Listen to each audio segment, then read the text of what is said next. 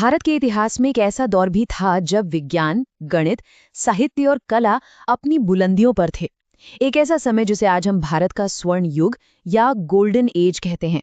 जी हाँ, हम बात कर रहे हैं गुप्त साम्राज्य की। और आज हम यही जानेंगे कि आखिर वो दौर इतना खास क्यों था। तो सवाल ये उठता है कि किसी भी दौर को स्वर्ण युग बनाता क्या है? क्या ये सिर्फ दौलत और सैन्य ताकत थी, या गुप्त काल में कुछ और भी गहरा था, कुछ ज्यादा असाधारण? चलिए इतिहास के पन्नों को पलटकर इन सवालों के जवाब ढूंढते हैं। हमारी कहानी की शुरुआत उस दौर से होती है जब भारत में एक बड़ा बदलाव आ रहा था। शक्तिशाली कुषाण और सातवाहन साम्राज्यों के पतन के बाद भारत की राजनीति में एक खालीपन सा आ गया था, और इसी खालीपन में गुप्त साम्राज्य के बीज बोए गए। ये सोचना बड़ा दिलचस्प है कि गुप्तों की शुरुआत कुषाणों के सामंतों के तौर पर हुई थी। मतलब वो ऐसे स्थानीय शासक थे जो एक बड़े राजा के अधीन काम करते थे। किसी ने सोचा भी नहीं होगा कि ये परिवार अपनी इतनी मामूली सी शुरुआत से एक दिन इतना विशाल साम्राज्य खड़ा कर देगा। इस वंश के संस्थापक थे श्री गुप्त, और उनके बाद उनके बेटे घटोत्कच ने गद्दी संभाली। लेकिन कहानी में असली मोड़ तब आया जब चंद्रगुप्त प्रथम सत्ता में आए।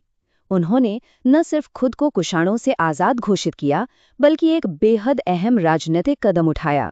उन्होंने उस समय के शक्तिशाली लिच्छवी वंश की राजकुमारी कुमार देवी से विवाह किया।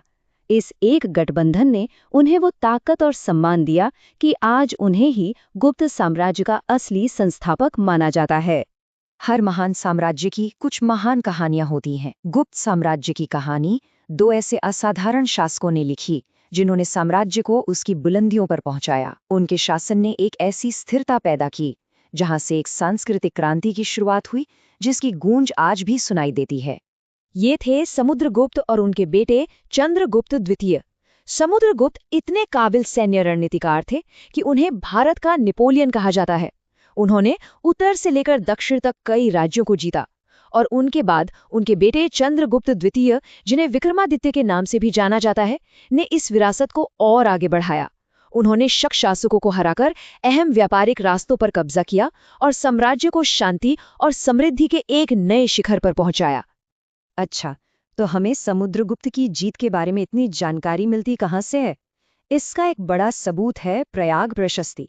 ये इलाहाबाद के एक स्तंभ पर उनके दरबारी कवि हरिसेन ने लिखवाया था, जिसमें उनकी जीतों की पूरी कहानी है। और हमारे पास सिर्फ शब्द ही नहीं है, बल्कि उस दौर के सोने के सिक्के भी हैं, जो उस साम्राज्य की दौलत और आर्थिक शक्ति का एक चमकता हुआ सबूत है। तो जब सैन्य ताकत और आर्थिक समृद्धि एक साथ मिल जाएं, तो एक ऐसा माहौल बनता है जहां कुछ असाधारण हो सकता है। अब हम कहानी के उस हिस्से में आते हैं जो बताता है कि इस दौर को स्वर्ण युग क्यों कहते हैं, और वो है इसकी अविश्वसनीय बौद्धिक और सांस्कृतिक उपलब्धियां।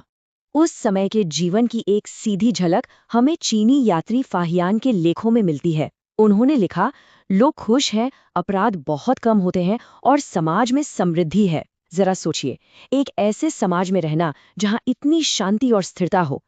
ये एक ऐसा माहौल था जहां नई सोच और कला का पनपना बिल्कुल स्वाभाविक था। इस सांस्कृतिक नवजागरण के केंद्र में था चंद्रगुप्त द्वितीय का दरबार, जो कला और विज्ञान को बहुत बढ़ावा देते थे। उन्होंने अपने आसपास नवरत्नों को इकट्ठा किया था, यानी उस समय के 9 सबसे काबिल और बुद्धिमान लोग। इनमें महाकवि कालिदास, महान वैद्य धन्वंतरी और भाषाविद अमर सिंह जैसी बड़ी हस्तियां शामिल थीं। लेकिन इन सभी रत्नों में कालिदास शायद सबसे चमकदार थे। उनकी रचनाएं, जैसे नाटक अभिज्ञान शाकुंतलम और कविता मेघदूत, सिर्फ पुरानी किताबें नहीं हैं। ये संस्कृत साहित्य के वो कोहिनूर हैं जो आज भी चमकते हैं। उनकी कहानी कहने की कला और इंसानी भावनाओं की गहरी समझ ने भारतीय साहित्य की दिशा हमेशा के लिए बदल दी। लेकिन शायद इस युग का सबसे क्रांतिकारी योगदान गणित की दुनिया से आया। एक ऐसा आइडिया जो सुनने में बहुत सरल है, लेकिन इतना गहरा था कि उसने सब कुछ बदल दिया। शून्य का आविष्कार और उसका इस्तेमाल। इस एक विचार ने आगे चलकर पूरी दुनिया में आधुनिक विज्ञान और टेक्नोलॉजी की नींव रखी। और इस गणितीय क्रांति के केंद्र में थे महान आर्यभट्ट। वो एक खगोल शास्त्री थे जिन्होंने दुनिया को बताया कि पृथ्वी अपनी धुरी पर घूमती है और सूर्य ग्रहण के पीछे का विज्ञान क्या है।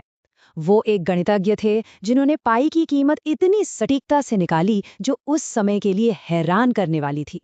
और उन्होंने अपना सारा ज्ञान अपनी महान कृति आर्यभट्टियम में दर्ज किया, एक ऐसा ग्रंथ जिसे आज भी सम्मान से देखा जाता है। ये प्रतिभा सिर्फ किताबों तक ही सीमित नहीं थी, ये उनके तकनीकी कौशल में भी साफ दिखती थी। इसका सबसे बड़ा और हैरतअंगेज उदाहरण है दिल्ली का लौह स्तंभ। सोचिए, 1600 से भी ज्यादा साल से ये खुले आसमान के नीचे खड़ा है और आज तक इसमें जंग नहीं लगा है। ये गुप्त काल के कारीगरों के धातु विज्ञान के बेजोड़ ज्ञान का एक जीता जागता सबूत है। लेकिन हर स्वर्ण युग की तरह इसका भी अंत होना था। कोई भी साम्राज्य, चाहे वो कितना ही ताकतवर क्यों न हो, हमेशा के लिए नहीं रहता। गुप्त साम्राज्य का पतन भी धीरे धीरे हुआ, जिसके पीछे बाहरी और अंदरूनी दोनों तरह की वजहें थीं। साम्राज्य को एक साथ कई चुनौतियों का सामना करना पड़ा। एक तरफ मध्य एशिया से हूणों के लगातार हमलों ने उनकी सैन्य और आर्थिक शक्ति को कमजोर कर दिया, तो दूसरी तरफ स्कंदगुप्त जैसे ताकतवर शासकों के बाद के उत्तराधिकारी उतने काबिल नहीं थे कि इतने बड़े साम्राज्य को एक साथ रख सकें।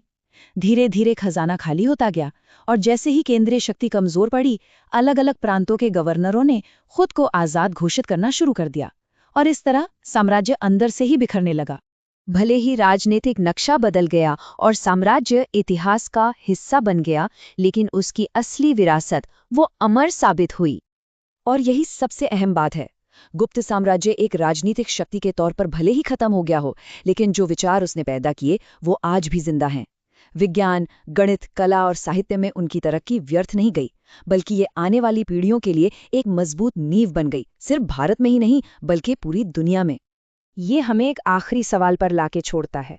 साम्राज्य बनते हैं और बिखर जाते हैं, सेनाएं आती जाती हैं, लेकिन विचार और ज्ञान हमेशा जिंदा रहते हैं। कालिदास की कविताओं से लेकर आर्यभट्ट की गणितीय खोजों तक जो कुछ भी हमने देखा, उसके बाद ये सोचना लाजमी है कि भारत के इस स्वर्ण युग की सबसे बड़ी और स्थायी विरासत आखिर है क्या।